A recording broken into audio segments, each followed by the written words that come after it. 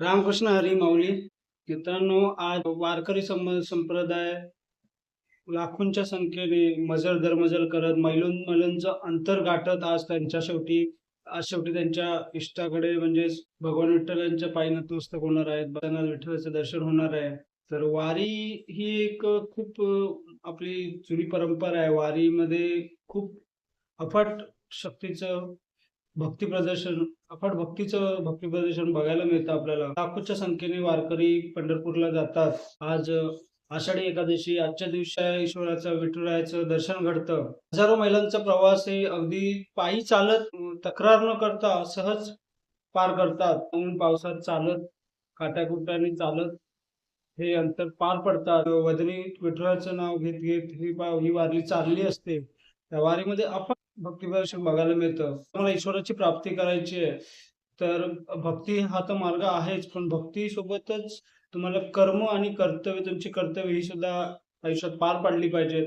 कांदा मुळा भाजी अवघी विठाची माझी हे वचन सांगणारे सावतामाई विठ्ठलाचे खूप मोठे भक्त होते.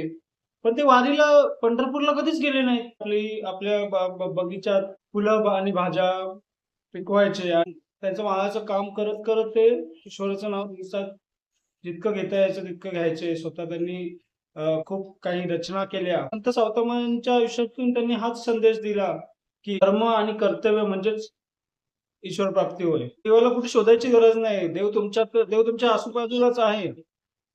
नाही देव तुमच्यात सुद्धा आहे. तुम्ही फक्त जागा करणं गरजेचं आहे.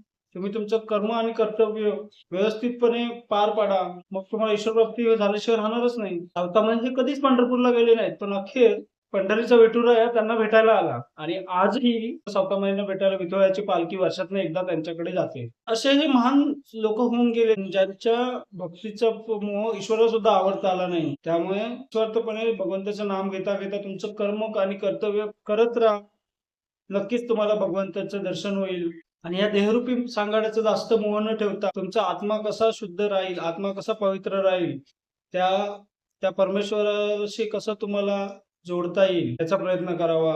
आयुष्य जगत असताना आपल्या कायम चांगलीच कर्म घडतील, दुसऱ्यांची सेवाच होईल याचा प्रयत्न करावा. आपलं काम आणि कर्तव्य हीच ईश्वरनिष्ठा, ईश्वर सेवा म्हणून जर केल्या तुम्हाला मोक्षाची प्राप्ती नक्कीच होईल. चला तर सर्वजण माझ्यासोबत बोला.